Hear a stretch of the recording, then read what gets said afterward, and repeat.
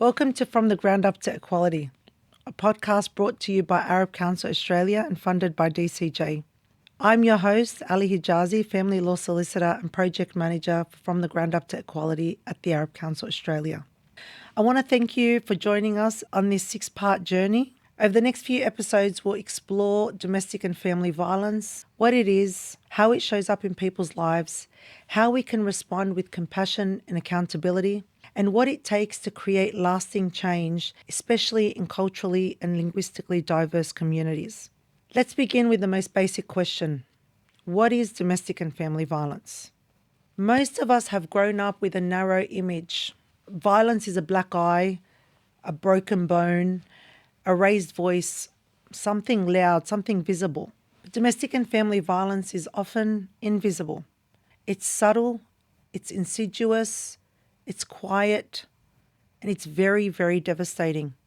Domestic and family violence involves abusive and violent behaviour towards a partner, a former partner, or a family member.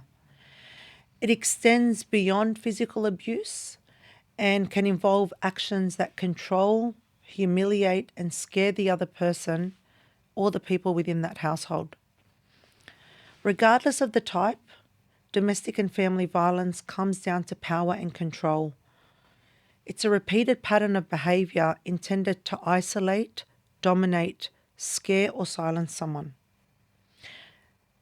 The most common types of domestic and family violence include financial abuse, which involves controlling someone's money or the opportunity for meaningful employment. Sexual abuse, which can occur even within marriages. Technologically facilitated abuse, so tracking someone's movements or harassing them online. Physical abuse, emotional abuse, such as gaslighting, blaming, or constant criticism. Social abuse, which involves cutting someone off from their family and friends. Verbal abuse, which is constant name calling or belittling. And spiritual abuse, which is trying to control and dictate how a person practices their faith. There's also the idea of child abuse or elder abuse. Child abuse occurs where family violence exists. Whether or not that violence was targeted directly at that child, if that child is in the hearing or presence of domestic and family violence, then they too are victims of that abuse. Domestic and family violence can occur in any relationship, regardless of ethnicity, religion, or socioeconomic status. It's also not limited by gender. However, we must acknowledge that the evidence shows that it overwhelmingly affects women and children. In Australia, domestic and family violence is disturbingly common and it affects many Australians. However, let's talk about something that mainstream conversations don't normally cover, and that is, how does domestic and family violence affect and show up in culturally and linguistically diverse communities? In many of our households, family is everything. Our communities are close-knit, they're faith-based, and they build on shared experiences and traditions. And these values are so important and they're so beautiful. However, it can also make it harder to see, name, and challenge violence when it's happening behind closed doors. That's because there's often shame, there's the fear of dishonouring family, there's the desire to respect reputation and to keep things within the home. Sometimes even well-meaning family members can say things like, just be patient, this is your test, think about the family, or at least he provides, he didn't mean to hit you. But domestic and family violence isn't just what somebody does. It's about what they're trying to take away.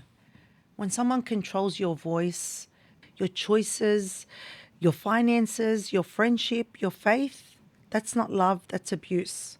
What we've seen, especially with the work that we've done at the Arab Council From the Ground Up to Equality, is that many victims and survivors within our communities are hesitant to seek help. And that's for a number of reasons, and those reasons will be touched on later on throughout this series.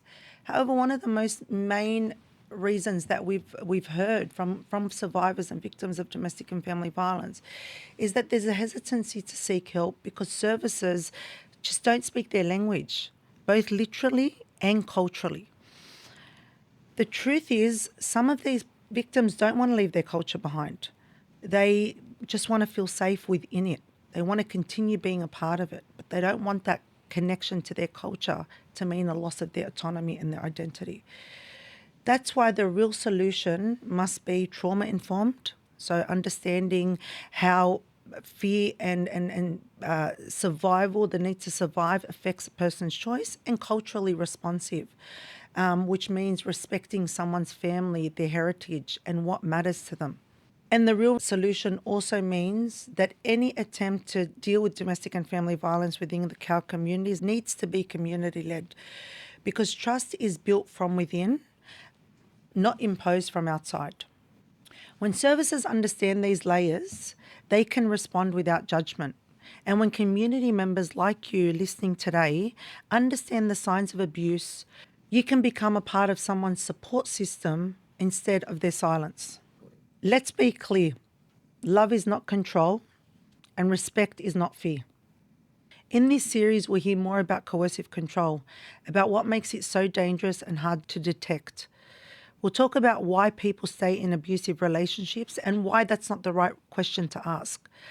We'll look at the role of community and the power of grassroots program like From the Ground Up to Equality. And we'll end with the call for sustainable, long-term support for the people and organisations doing the work on the ground every day. If today's episode brought up difficult feelings for you, or if you or someone you know needs support, please reach out to 1-800-RESPECT or visit arabcouncil.org.au for further information. If you'd like to explore anything we talked about today in further detail, please head over to the show notes where you'll find further links and information pamphlets. Thank you for being here. We hope this series helps open more doors so no one has to suffer behind them. Thank you again for joining us, and we look forward to seeing you next week.